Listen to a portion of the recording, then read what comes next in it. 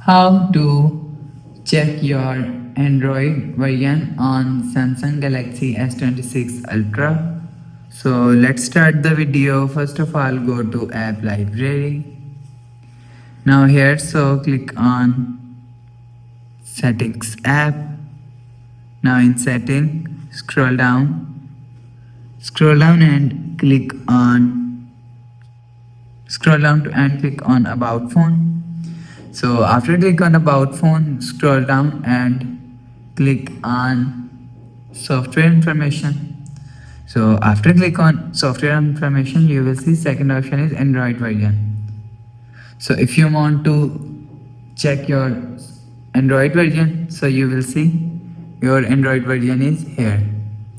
So after watching Android version,